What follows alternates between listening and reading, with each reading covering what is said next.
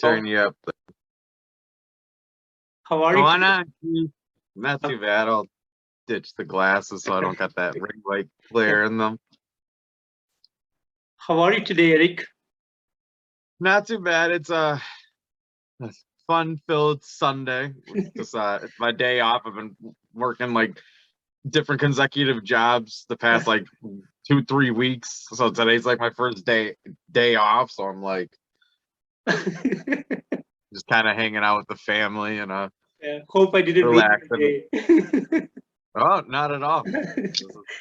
I like doing stuff like this. Sounds good, Eric. Sounds good, Eric. So, Eric, last month you put up your single Trainwreck.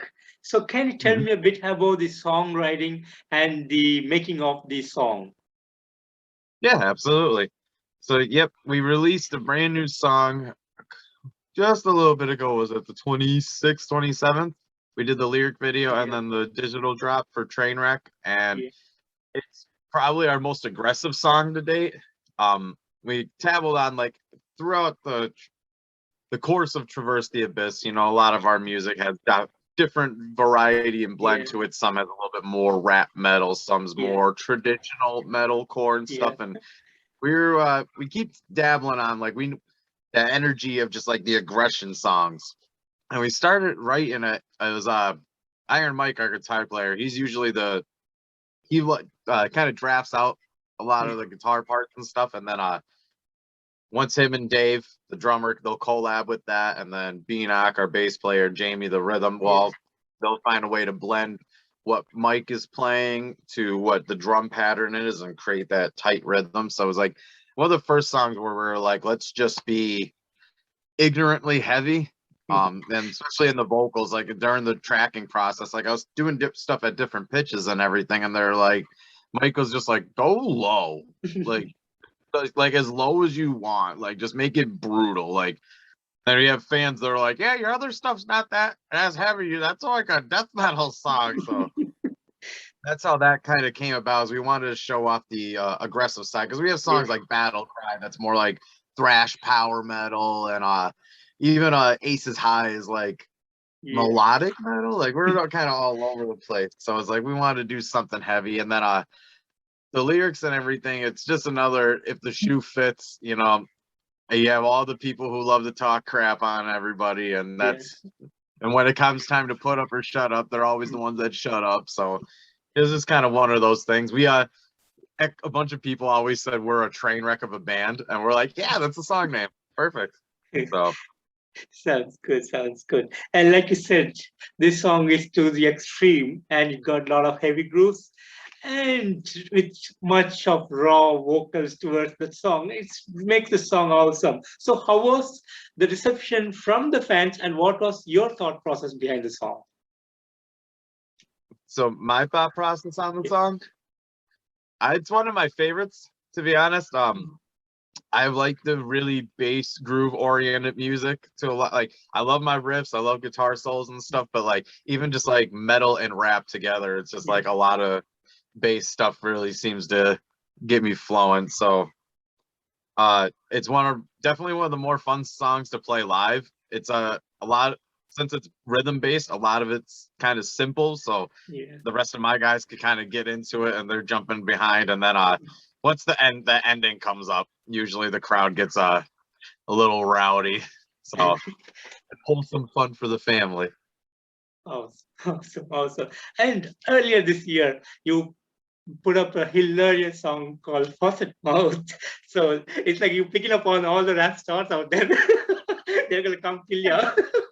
A little bit, just a little bit of the rap stars, you know, the country, and then like that was the one thing with the ending of that, like the metal scene is like we Yeah. wanted to be like, all right, like we're laughing at ourselves too, like so we did like the metalcore band and like the thrash. Yeah. Our bass player, we dressed him up like the hardcore, like the tough guy kind of deal. So actually, here, better yet, I could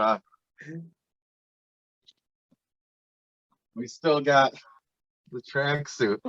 That's cool. That's really cool to see that.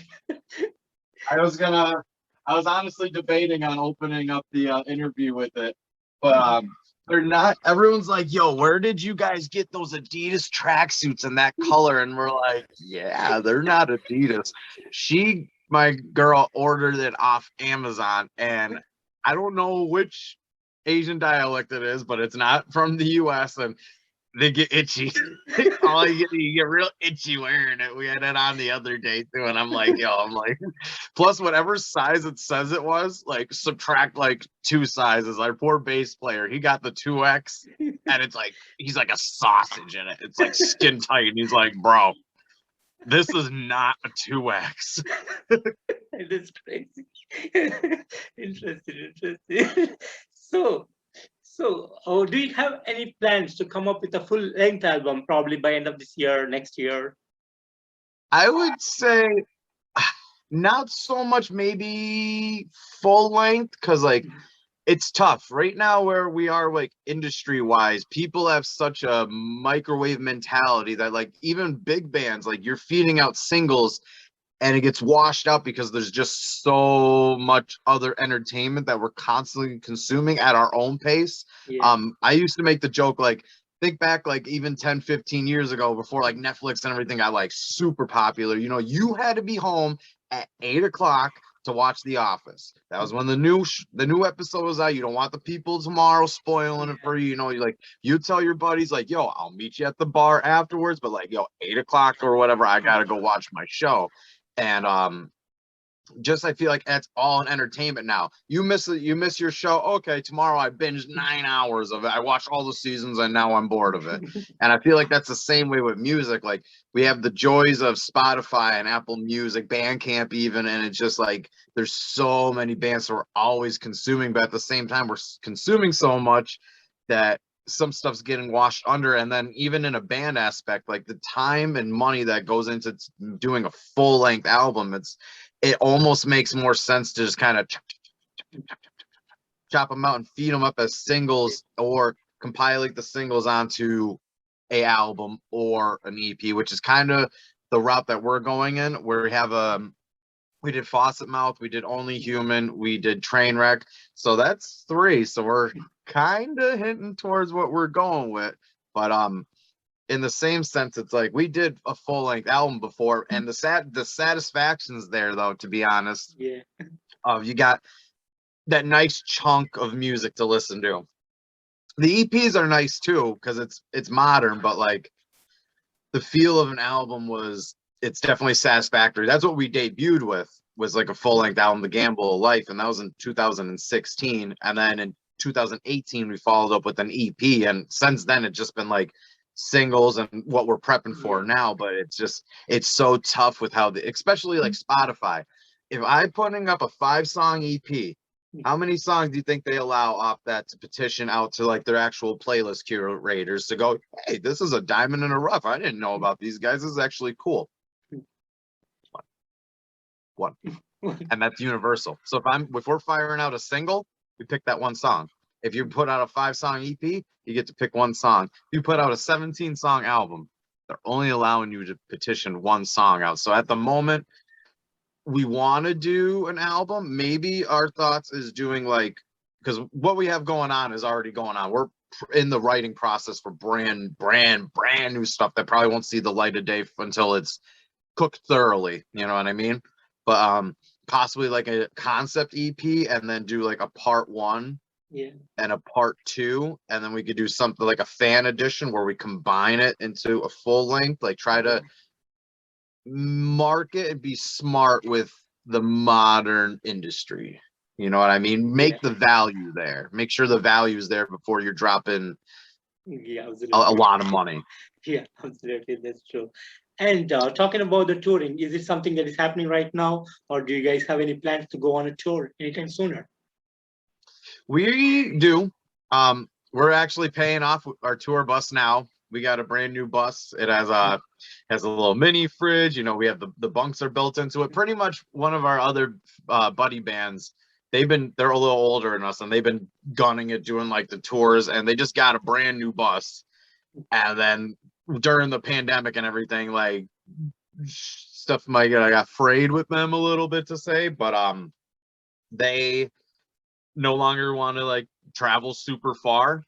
Gotcha. So they're selling the bus, and we're like, we just needed a new one because we were traveling in a legit short bus, like the small yellow school bus. Yeah. That was what we drove around in. We bought one, we gutted it, and made it little benches, and that's where we slept on the benches, and it was disgusting. And the whole little back section, that's where we fit all our gear. Like we made it work. Our guitar Sounds good. player Iron Mike is like the Tetris king. I want to actually see him play Tetris to see how that mind works. And something happened with the fuel line or whatever, but it was right before Corona hit, and it was like then virus happened, and it was like, well, we're not traveling. We don't really need to get it fixed at the moment. And then by the time stuff start opening, we got the offer for this new bus, and it's like, well, why not? So now we got the new bus, so we're paying that off. And for now we're doing weekenders, like little weekend runs, and jumping onto like the bigger concerts. Like our next show we're opening, I'm not sure if you're familiar with them, the band Attila, but we're playing with them in less than 2 weeks. So like doing the bigger concerts like that, like we were supposed to open for Non-Point, but a couple of them got COVID, so that got rescheduled. Yeah. So like bigger shows like that, but also our location geographically, like we're not in the middle of Iowa, like in the States, like we got right in that Northeast. We're 2 hours away from New York City. We're 2 hours away from Philadelphia, 2 hours away from Jersey, like maybe 4 or 5 Maryland, Virginia. Like we're in a good section. That's just going south. You go north, there's Connecticut, Vermont, Massachusetts, New York. Like we got a nice area. So it almost makes sense that we could like not kill ourselves like taking time off of work, because obviously being in a metal band gives you the big bucks, you know what I'm saying? I'm chilling here in my mansion, you know what I mean? But it makes sense that we could do like everyone could get out of work. We're blue collar, everyone goes to work their day jobs, and as soon as we're out of our day job, you're switching clothes and you're in band mode. So like everyone could work their jobs and then go play Friday night, crash in the bus. We travel Saturday, play that, maybe play Sunday, but Sunday could be our travel home day, recoup, merch count, what we got to do, assess the weekend, how was the shows, what could we have done better. It kind of keeps that, and we could do like Jersey and Connecticut, and then we could go to like Harrisburg, the Pennsylvania capital, because we're a Pennsylvania band, and then you could drop down to like that little catty corner, West Virginia, Maryland. Like we could do those on Friday, Saturday, Sundays, and on paper there it looks like, damn, they tour a lot, but in the meantime we could play those shows. It might only take us like 3 hours to get there, and as we mentioned earlier, it's oversaturated, so even in that radius we're not known. So we're going to play maybe 3 hours away, and we're going to have a whole new group of people who never heard of us. But in a traveling aspect, the old band we bought the bus from, me and Iron Mike, our guitar player, we used to be in there. I played bass for them, and he was playing guitar. And they would just book these super far out shows because I love them, but I say they have like old school mentality. Like they're still pre like 2006. Like it's the industry shifted like 7 different giant times, and it's like we would do that, and we'd just get to the show, you'd play, you'd hang out at the show, and afterwards you'd have to get done, drive X amount, and it's like I understand if you're on a big tour with like a national band that's pulling in big artists, but I think as a very small independent band, you're not saving yourself any time to market yourself in those areas that you could return to. So like how we do is that 3 hour radius, like during the days, we could go to the music stores, coffee shops, talk to people, make a face out of ourselves, physically hand them a sticker, a business card, maybe a CD, a shirt if they're cool, like whatever. Like you can make that impression instead of being like on the road. Because you can only do so much in person as well as you can only do so much online. So trying to find that harmony is difficult, especially when money and passion and life is involved. Yeah, absolutely. And you guys started way back in 2016, and we have a full-length album, a couple of EPs, and a lot of singles out there. So how has the journey been for you guys so far? What was that one? I missed the end of what you said. How is it? What? I was asking how has the musical journey been for you guys so far? The musical journey, it's not like anything else, to be completely honest. Like, I don't know.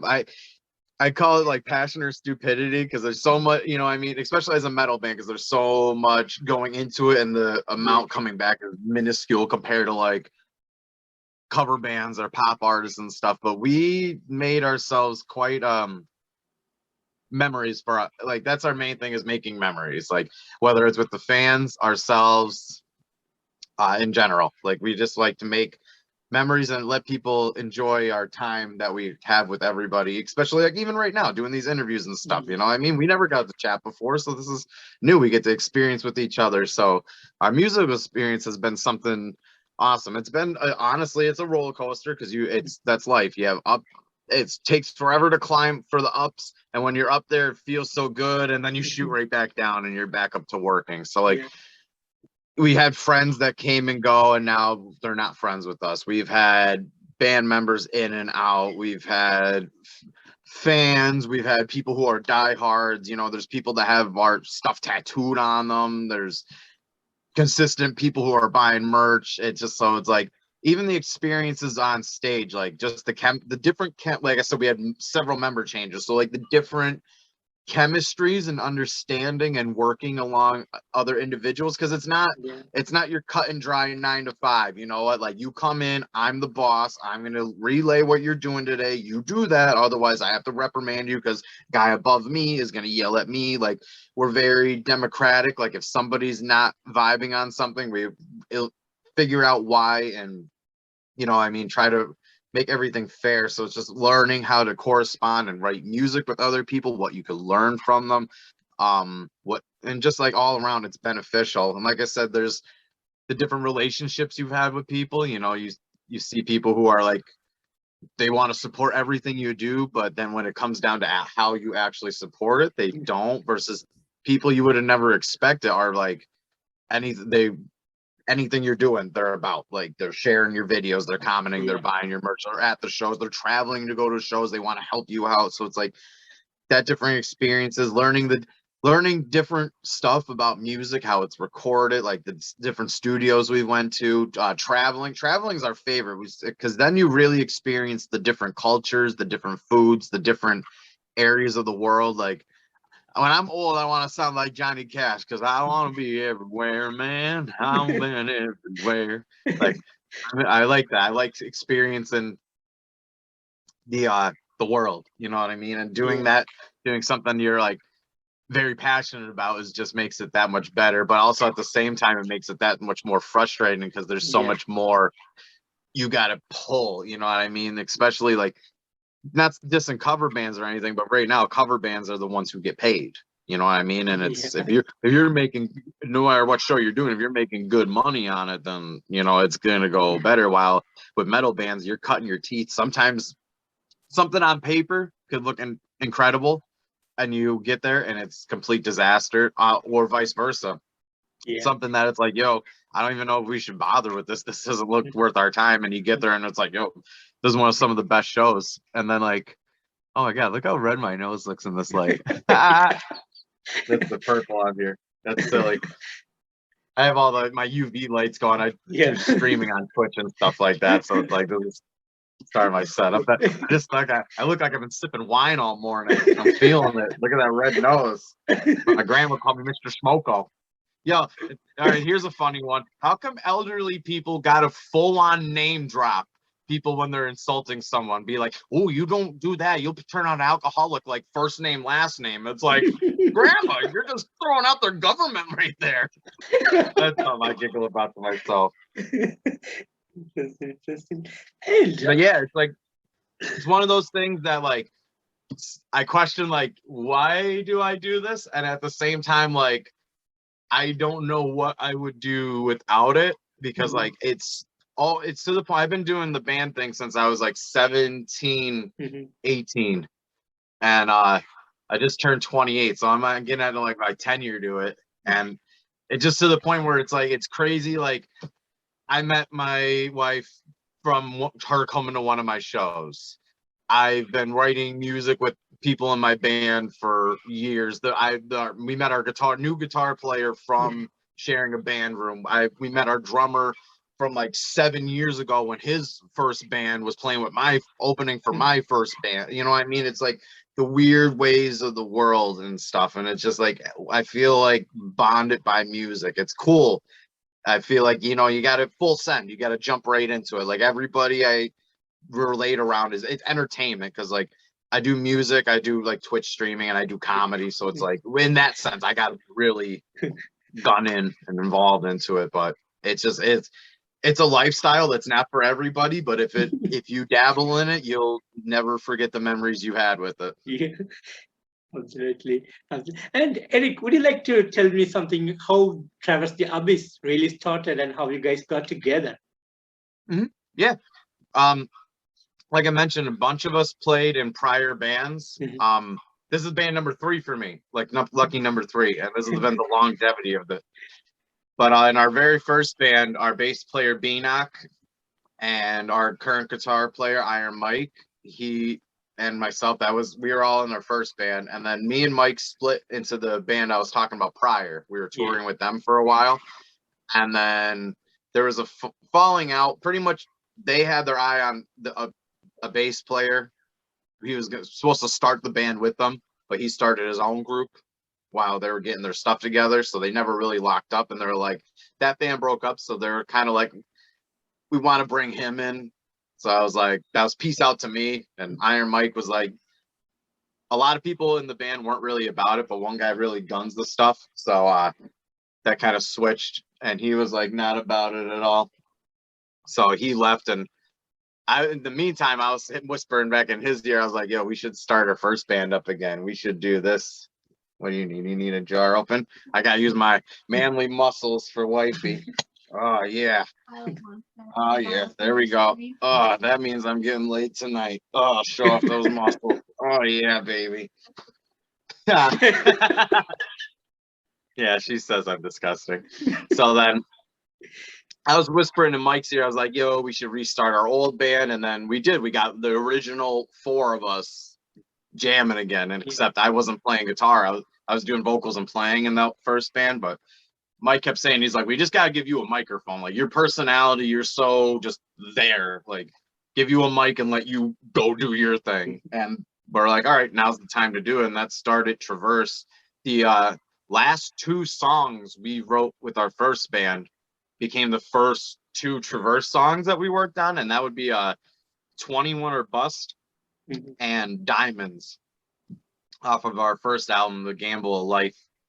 And then the first fresh brand new Traverse song that was written was Royal Flush, and that was me and Iron Mike sitting in his apartment, and he was just playing the guitar licks, and we were like, that's cool, we'll go next after that. And we would write something and it'd be like, all right. And then we presented it to the drummer, and we're like, here's a little bit what we got in mind. And follow-up song to that was One of a Kind, and just the rest is history after that. Sounds good. And Eric, would you like to share some of the great moments that you guys had over the years? Yeah.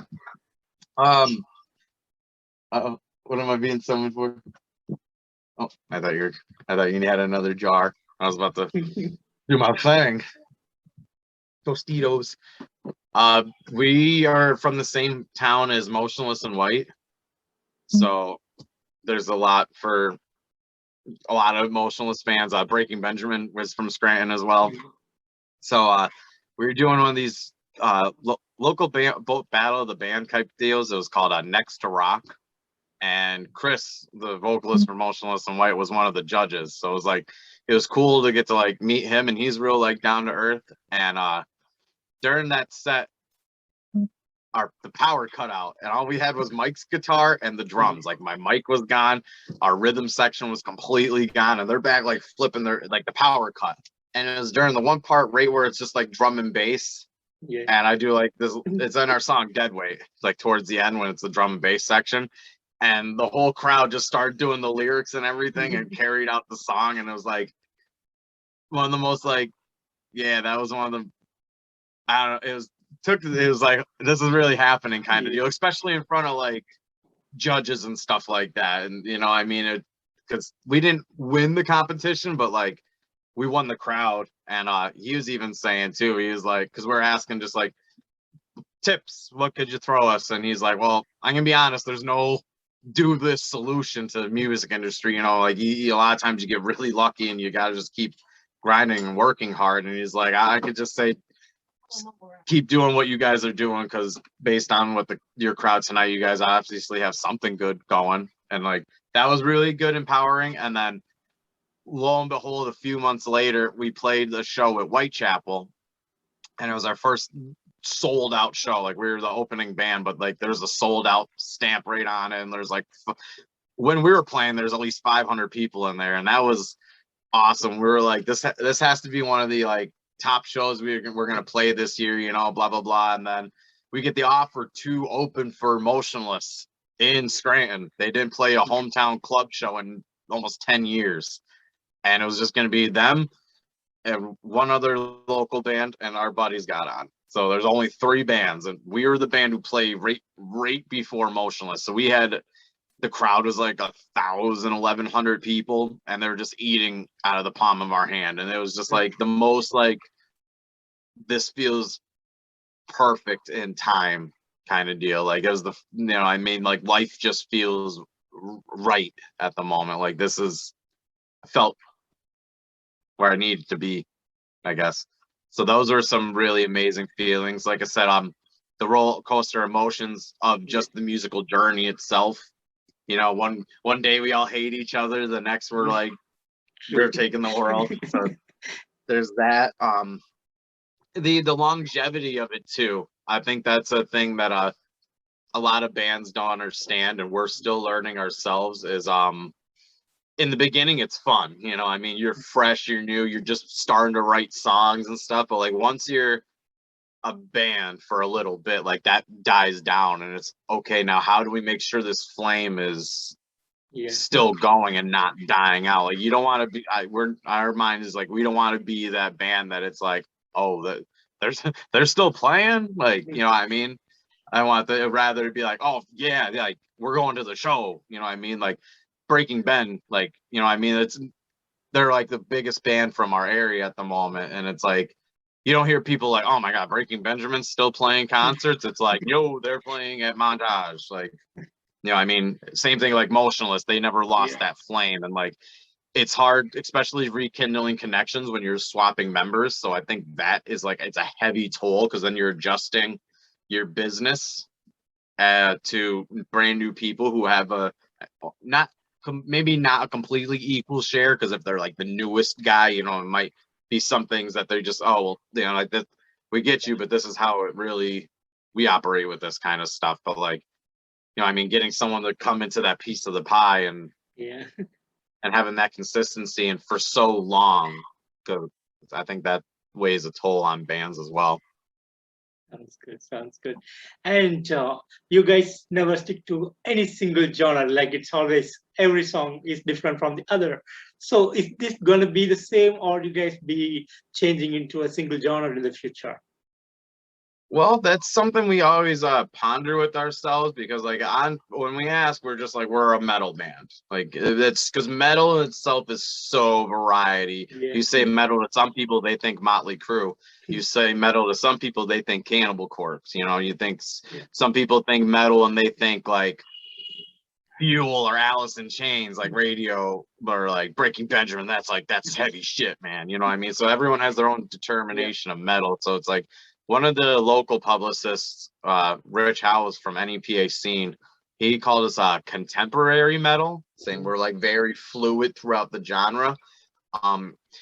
We talk a lot about if that's good or bad for us, because it's fun. It keeps it interesting and new when we're writing music, but like we're not consistently just like pitching at that same market. Like, okay, we're death metal, and you death metal.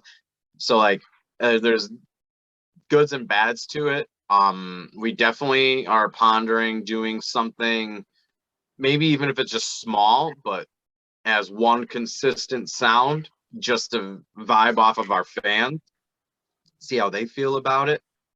And then we're also talking about doing that to like, okay, so if we did more of like a melodic sound, more like In Flames kind of deal, like, and then we went on the back, and then the next set of songs we did were more like Trainwreck and pushing that like extreme heavy vocal and breakdowns, really aggressive. On the other side, it'd be very melodic. So it's like we're talking about maybe doing some stuff where it's really fluid just to see how that traction goes for us. But at the same time, like as we're learning as a business and stuff, like, and we're, you know, more dollars are getting put into everything and stuff. So it's like just seeing how stuff's going with the marketing dollars we're doing now. If we're putting, once the bus is paid off and we're doing more, I'm wondering, like, obviously it's gonna show more, but is it like trying to gauge our, you know, I mean, how is that traction versus the old traction? How is the consistency of that